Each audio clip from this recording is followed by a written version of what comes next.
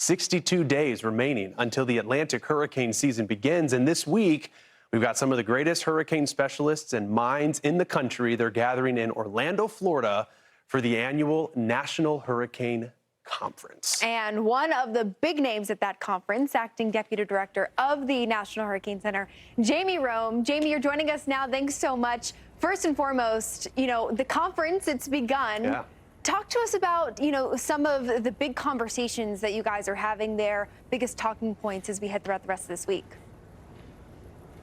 Yeah, obviously the big news is the new cone. Everybody wants to hear about the new cone, what it means, how to interpret it, why we're rolling out a new cone. So, this gives us a chance to work with our partners in emergency management and media to really answer those questions one-on-one, face-to-face, eyeball to eyeball, to get everyone prepared to digest and use these new tools. And the tools, I think there are so many things, including, Jamie, the one you'd mentioned with the new cone. We also have artificial intelligence.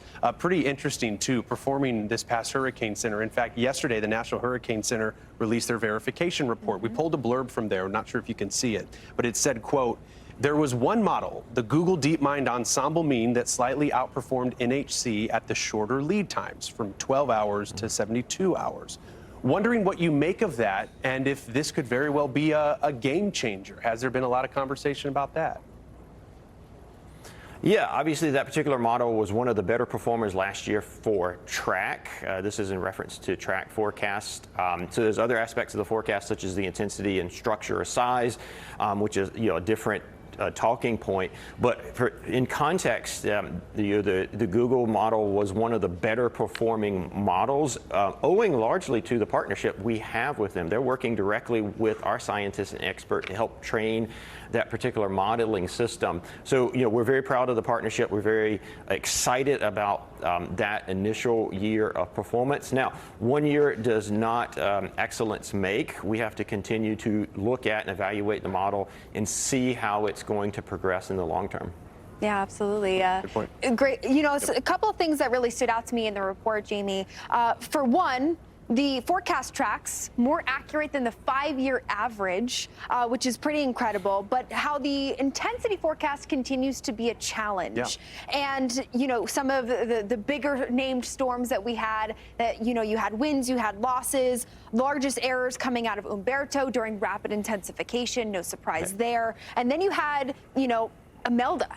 Excellent. Melissa, an incredible storm, but again, a lot of challenges that came with forecasting those changes in intensity. Yeah, this is a great question because it speaks to one of the communication challenges of hurricane forecasting. People automatically assume that all hurricanes are created equal and that the forecast accuracy of one storm is going to be extrapolated to the next storm. But they're all different, and some are easier to forecast than others, or some have better skill on the forecast side than others. And when we report out these metrics, like the ones you were referencing, they tend to be for the entire season or for the entire Atlantic basin. You can definitely have individual storms that behave differently, better behaved storms, less behaved storms, and you gave a couple of really good examples there. And when you look at the challenges associated with it, I'm glad you brought up, Jamie, the fact that Google DeepMind has been doing excellent at a track forecast. And that speaks to why, as Jane had mentioned in the verification report, why the track forecast was so successful. You had mentioned at the top, you're getting a lot of questions about the new cone. Can we expound on that just a little bit and the slight tweaks? There's obviously been the other nuance too, how the experimental cone with the warnings and the watches, a part of that graphic, that's becoming operational. We've been doing that here at Fox Weather, but there are some slight modifications to this new cone. Yeah, so the old experimental cone, which, as you alluded to, had the inland wind watches and warnings sort of overlaid on it to help people understand that the wind hazards, it can extend well beyond the cone. We've been experimenting with that for a couple of years now. That experimentation was so popular. I mean, we had, in terms of user feedback and partner feedback, over 90% positive reviews on that. I mean, think about that. 90% positive reviews on anything these days is pretty tough to come by.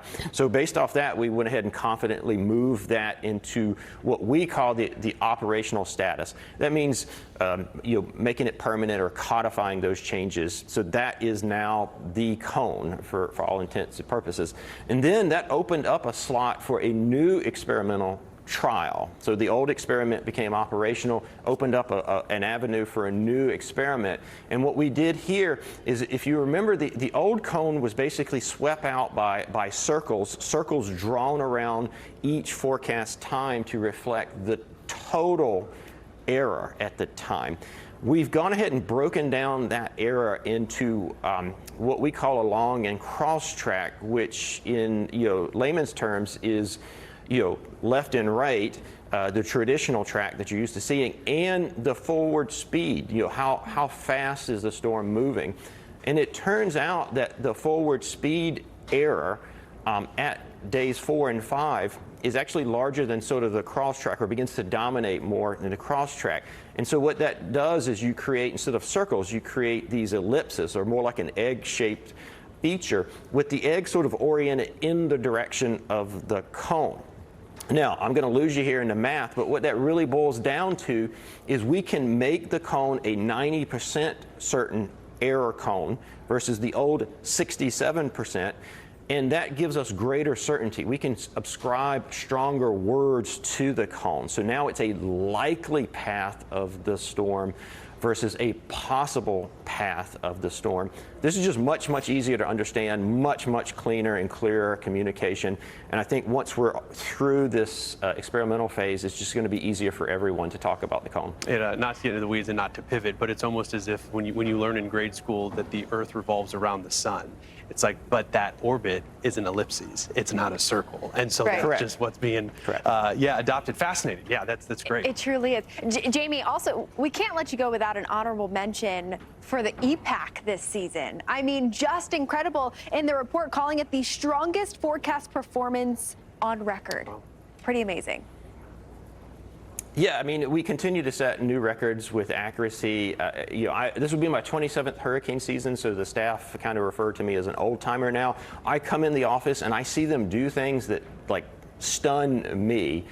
Their ability to do these forecasts, it's really quite remarkable. Well, and it's great that a week like we have right now in Orlando, Florida, able to collect the minds and talk about the season ahead.